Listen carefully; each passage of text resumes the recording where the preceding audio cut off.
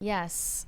I think we've all seen by now the horrific examples of Ozempic face on celebrities, but ordinary people who are on Ozempic are facing the same consequences of taking this drug, including a beauty influencer on TikTok named Kaya Odom.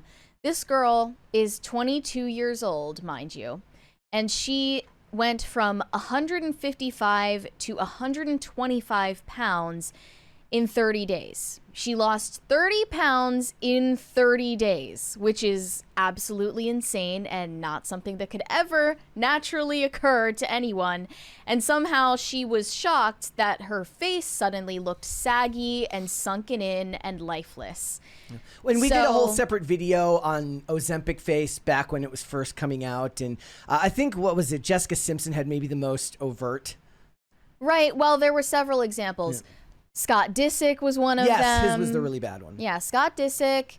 Sharon Osbourne has one of the worst cases.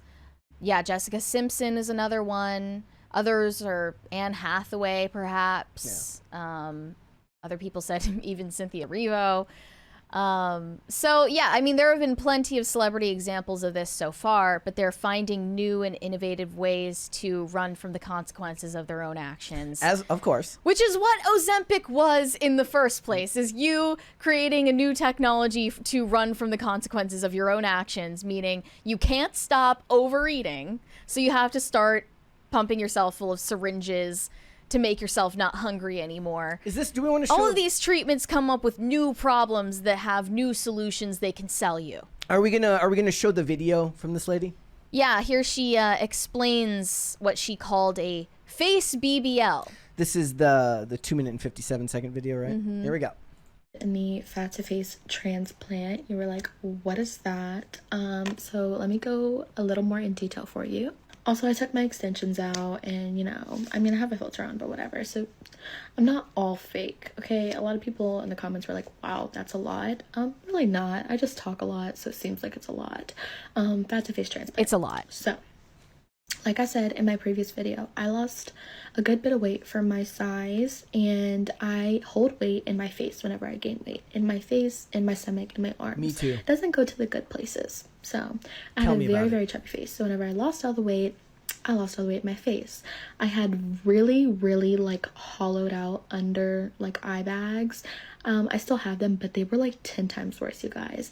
I had hollow cheeks. I had no, it was it looked dead. So whenever I went in for my consultation for my rhinoplasty, he pointed out that my face was drooping because I didn't have any volume to hold it up. And I was like, I completely agree. That's what I've been thinking this whole time. You're speaking my mind. So one of the reasons why he's an amazing plastic surgeon, he just knows. Like to add, so she's saying that this guy is an amazing plastic surgeon because he's able to point out the flaws that she's insecure about to come up with a solution. Is that the first thing they learn in plastic surgery school? What a great guy. We're going to take that fat and we're going to inject it into your face. I was like, wow. And then he asked me if I had lip filler. And I was like, previously I have gotten lip filler done, but kind of went away, So he's like, we can add some to that too. I also had protruding eyebrows. So I had a dent right here. It's still kind of there, but it was worse. It was my eyebrows were sticking out. They were 3D. There's something, as you said earlier today, there's just something weirdly sad about the whole thing. I think it was the nonchalant, meek way in which she's delivering the lines.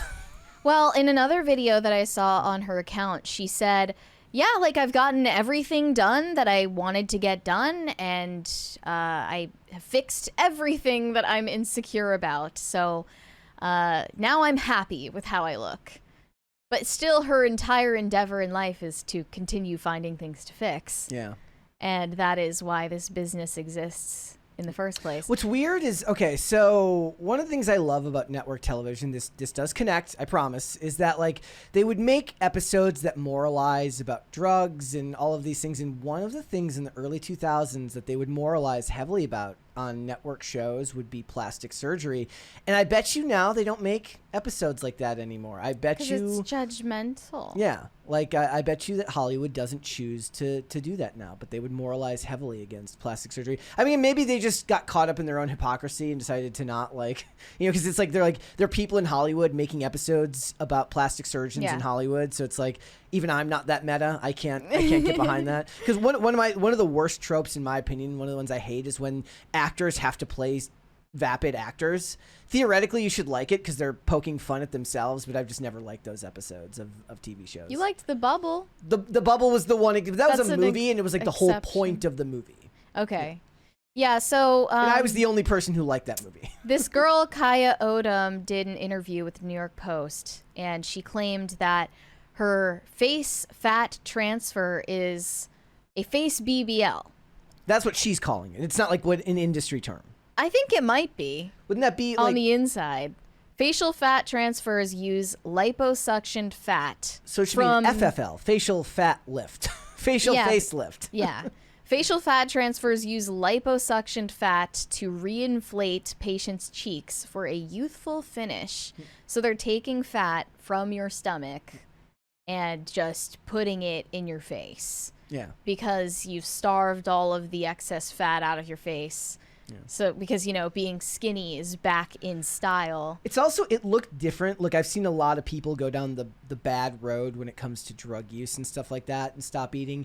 And they both look bad, but there was actually something distinct about the Ozempic face than there was something you hadn't seen before. Yeah, there was something very different to it. Have you ever seen those like before and afters? It's like before and after heroin, before and after cocaine, before and after methamphetamine and stuff like that. Now they're gonna have to do a before and after Ozempic face, and I bet you it would look at least slightly different than say the before and after methamphetamine thing, which is a real thing. Your face hollows out. There's no nutrition in your body. Your bones start to demineralize, and your face just becomes gaunt and hollow. But there was just something different about it for the ones that were on Ozempic. Is it just the aged look? It might be how fast it happens.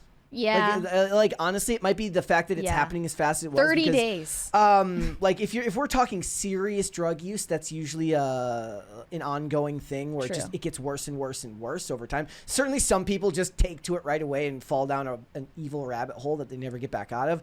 But there's something, maybe the most unnerving part about it would be that when you get the meth face, people, that's not celebrated. But now you're supposed to celebrate the people with the Ozempic face because they want to turn it into something normal. They want you to feel like it's normal for you to become that gaunt and that skinny. You're supposed to celebrate it because they're doing what makes them happy, Brett. And if you don't celebrate that, you're just a hater. You're hating on them for doing what makes them happy. You're not allowed to question it. If Sharon Osbourne wants to go on Ozempic and get down to a clinically underweight level and never recover from it medically, well, she's just doing what makes her happy. So how dare you question it? You're a bad person. Trademark. See, what the thing is, Mary, is like as somebody who does have a more live and let live philosophy to life, it's a lot different when you're constantly putting yourself in the faces and stories of other people. It's very different to be live and let live when you're just kind of minding your own business, as opposed to like when your job is to go through each day and look at all of these people and kind of talk about these stories. You might say it's not charitable to think this way, but it's like a lot of times like, well, if that person wants to make that their mistake with their life, I'm not their mom, I'm not their dad, I'm not anything. It's their job. But I think a lot of that tends to be more of like a form of it's a way to keep yourself sane, because you can't, like, you go nuts if you have to constantly have opinions and worry about what everybody else is doing. To be fair, I mean, we don't live in a big city here. We're not in New York City. We're not in LA. We don't go out and see people who look like this. No, never. I almost never see people out in public who have noticeable lip injections or Botox or whatever. Look, I'm just most of the time, when one of the hardest parts of this job for me is like we read about something, I'm like, oh no, it's their business. Like, we have a 20 from Pop Culture Junkie. TikTok has some differences in China since it's highly regulated by the government.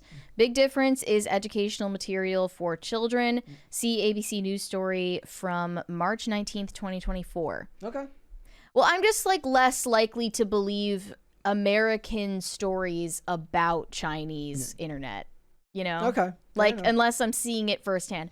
But they say here in this article, it's a minimally invasive treatment and more natural alternative to filler. Okay. It's increasing in demand. So they say since January 2023, there has been a 253% surge in interest for face BBLs. Because people are desperate to reverse Ozempic face on themselves and regret, you know, the rapid weight loss that they went through. Maybe comes with consequences. You know, maybe these, you know what it is? Maybe the faces of the people this are happening to, maybe these are the actual lizard people. And what they're not realizing is that the Ozempic is melting the faux skin off They need their to face. molt. They need to molt the scales. But to be serious, guys, I guess my point would be more that when you take that method to get skinny, one of the big things about whether it's, you always talk about eating less, I talk about exercise and stuff like that and how important it is like looking good is important for your self-image and how you feel about yourself, but also the work that goes into it matters as well, right? Because then you feel better about yourself. I posted on X on Tuesday. It's like, look, I didn't realize how kind of bummed I was until I got back to work and got back to some semblance of a routine. And a big part of that routine is to be able to set objectives and tasks for myself every day, complete them, and then go on with my life. And like, if the goal there is to look different, then you can take the shortcut to do so. But also you're kind of shortchanging yourself. You're not giving yourself the ability to feel better about the work that gets put into it. Right. And I think you can look better and actually become a better person on the inside at the same time if you work for it. And it changes how you feel about yourself, not just the physical appearance, but your ability to be like, look, I set this goal. I accomplished this goal. That matters. And it's not to be understated, because the point I made on Monday was like, you don't realize until you're out of work for a period of time why so many men specifically get so depressed when they lose their job. Like, it's to the point where it's like a trope in movies and television, right? Like, the guy's been working at the factory for 20 years, he gets laid off, and he just becomes a meaner person because he doesn't have, even if the job didn't necessarily give him purpose, it's the combination of being able to provide for his family and the fact that he has to go and complete objectives every day that plays a part in how you feel about yourself. The same would be true about whether it's changing what you eat, how much you eat, or how much exercise you get.